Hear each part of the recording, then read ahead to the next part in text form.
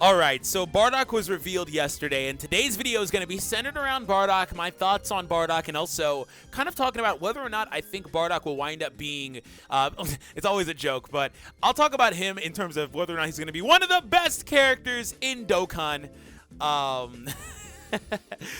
Truth is better suited for that one, man, because he's got that one on lock. So anyways, that being said, I hope you guys enjoyed today's video. Hit that subscribe, of course, if you are new for more content, as well as that notification so you don't miss anything we upload here on the channel. Stay tuned for more content, including probably a four-way with I think Nolar, Goresh, and Truth. So that's going to be fun. Stay tuned for that. Anyways, so again, we're going to start off by talking about Bardock. We're going to talk about some of my thoughts about the teams he could be on. We'll also talk about the new Raddatz that's coming out alongside him somewhere in here. There he is. And just all the stuff. So anyways, if you guys enjoy this, be sure to hit that thumbs up. Today's video like goal, it's going to be 1,000 likes for the man Bardock. I was going to say something else, but I'll save that for the four-way summon video if we wind up doing that. So let me know as well at any point in the discussion how you would rank the Bardock. What do you think about the Bardock? What do you like versus dislike about the Bardock? Things of that nature. But I'm going to start off by kind of breaking down the unit and what we know from the very, very beginning. He is a transforming unit, so his category leader skills are Revenge or Low-Class Warrior category 4 key, 130% HP, and 170% attack and defensive boost.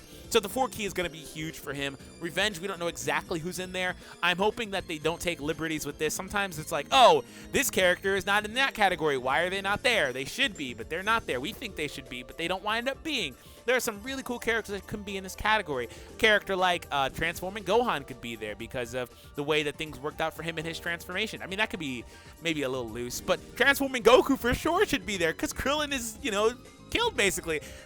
Hopefully Revenge is nice, right? And it's not just kind of like villains. They showed a little bit of villain stuff like Baby and stuff like that. I'm hoping that's a good category. It has definitely the potential to be, just based on the name. Low-Class Warrior, we already have a snapshot of that category. Here's a look. So this is a category I was hoping would get buffed, and I'm so happy they finally buffed it. I was saying in my preview video, like talking about speculation for Saiyan Day, I was like, man, Low-Class Warrior deserves to get a new category. Again, I say this jokingly, but it's true. This category is basically Pure Saiyan's light. Like, it's not Pure Saiyans, which is its biggest problem, right? Look at the characters in this grouping. I'm hoping that some of these characters can get at least an easy area in somewhere in this celebration, like these apes. Like, please give it to them. They deserve it. They're good, but they could be a lot better. Tora is in here, and he's incredible. I love Tora. He's probably my favorite ape. You've got Dokkan Fest Kid Goku, who's really solid. You've got the Turles units, which AGL Turles is like a timeless treasure, basically. You've got some good stuff in here, but I think that you definitely need Revenge. It's not anywhere near as bad as the Dokkan, not Dokkan Fest, but the Namekian category, right? But you know how with Dokkan Fest Piccolo, they comboed Namekian with Worthy Rivals? It's almost the exact same idea here, but nowhere near as bad, I'd say. That's debatable, but you got some really, really solid units in that category regardless. Anyways, so that's his leader skill.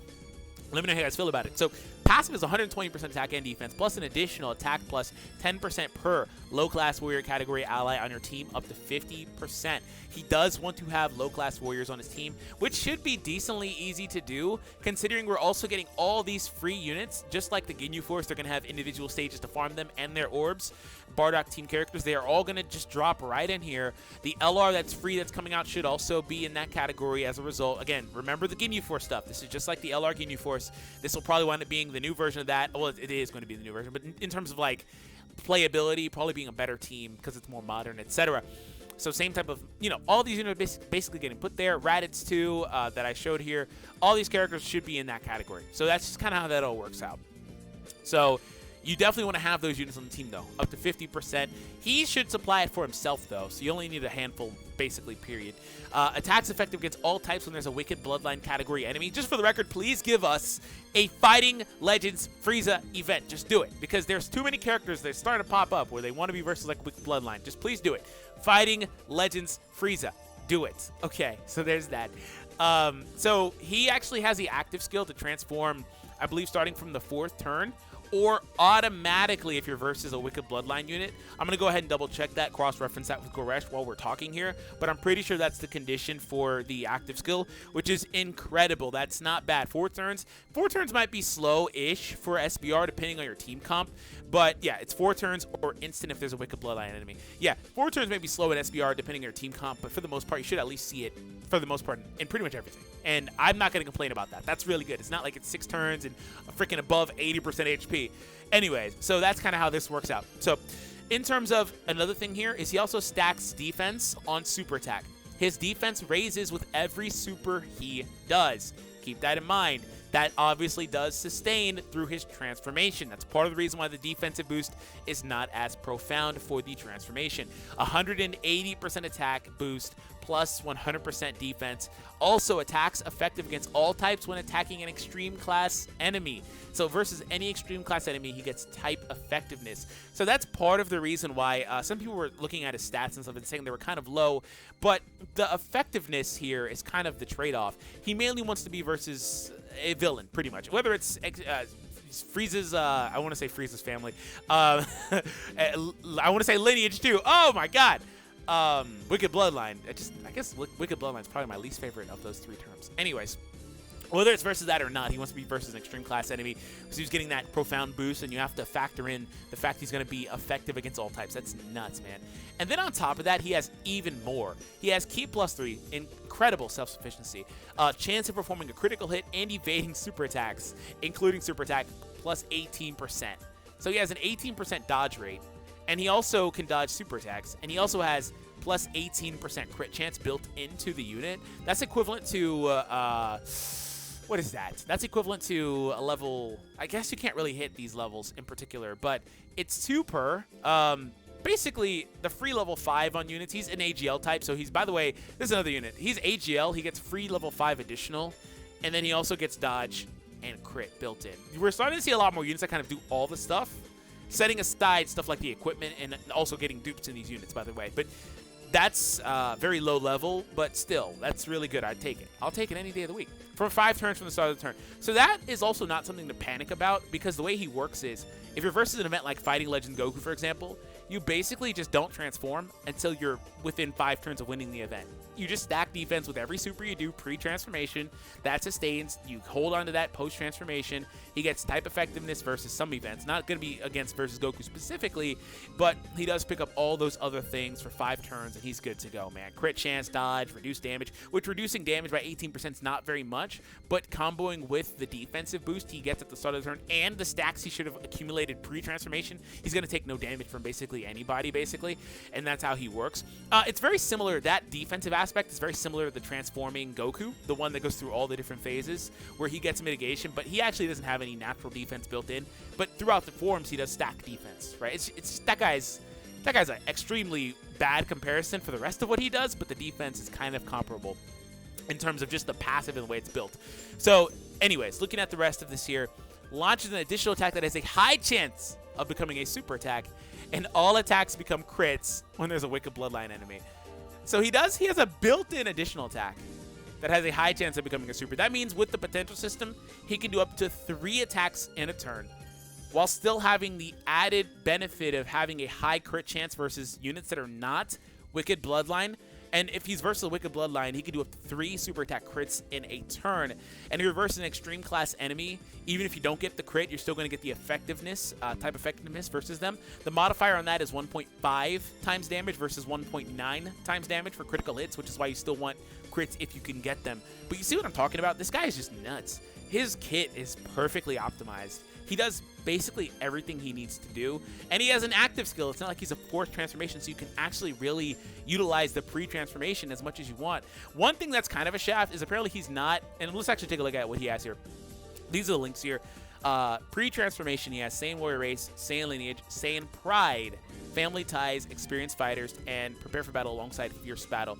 The biggest loser, by the way, in all of this is this guy. Unfortunately, he's going to pick up these categories too, but he is going to be kind of stuck. I guess he's going to need to be on Pure Saiyans. If he's on Pure Saiyans, he can get that beautiful support from this unit.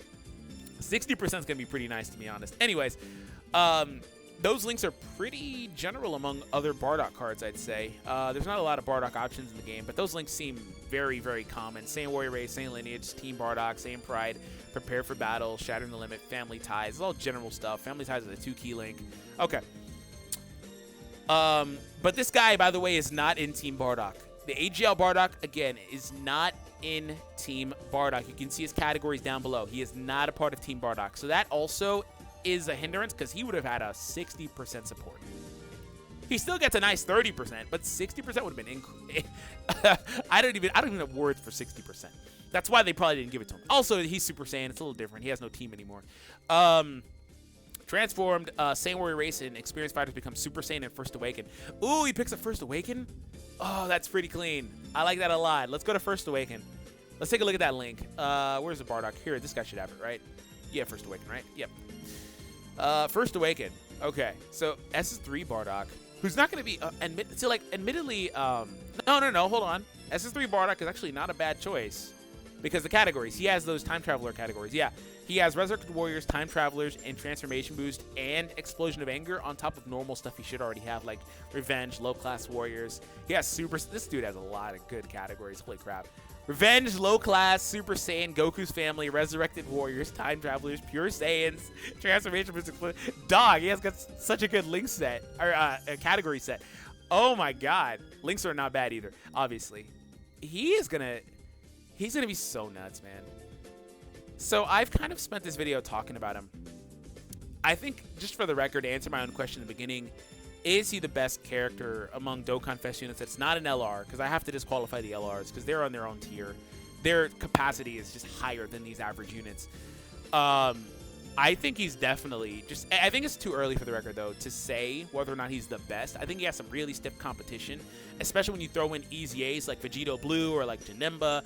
Also, when you factor in units like STR Cooler and stuff like that, I think he has some really, really tight competition. But I don't think it's a stretch to say he's probably a top 5 Dokkan Fest either. He's up there. Like, his stuff, he doesn't really have any drawbacks. The only real drawbacks he has, just for the record, is wanting to have low-class warrior units on your team. That is a drawback. But you got to remember, he starts off with 120%. 120.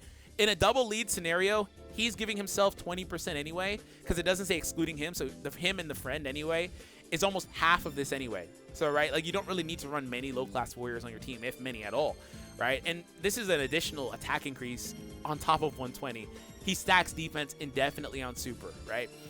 Pre-transformation, he can also be type effective if you want him to be. If not, screw it. He's just basically a 120 beat stick and solid defender that you're stacking defense on until you get to a point where you do transform, where he does not have that same hindrance. He needs to be versus an extreme class enemy. If he's not versus an extreme class or Wicked Bloodline, obviously they generally are the same thing, he still has built-in crits anyway to some capacity. So, like, everything is covered. All his P's and Q's are covered. He's incredible. Like, you can see it. People do complain about the stats, but again, I think he's fine because he's stacking, he's got type effective, etc., etc. We didn't ever really talk about Raddatz, so I'm going to briefly talk about Raddatz here. Low-class warrior category 3 key and also 120. Oh, I like that. Raddatz, another low-class warrior leading Raddatz. The other one's actually Ape Raddatz, though, right? Right? I haven't used him in so long. I honestly don't know. I honestly don't know. I have not used this guy in a long time. No, he's not an ape. Okay. Yeah, literally another Raddatz. Yeah, okay. Shout out to Reddit for this, by the way. Supreme damage with a high chance to stun. And then we take a look at the passive here. Attack and defense plus 100%, keep +1, and an additional 100 attack and defense when facing one enemy. That's majority of the time. This is very good. When facing one enemy means he just doesn't want to be versus SBR for the most part. Keep +2, or the tournament, I guess, if you were taking him there, right? Keep +2, reduce damage received by 50%, and stuns attack the enemy when facing 2 or more. Oh, okay, yeah. Well, if you're versus multiple enemies, he turns into a freaking tank.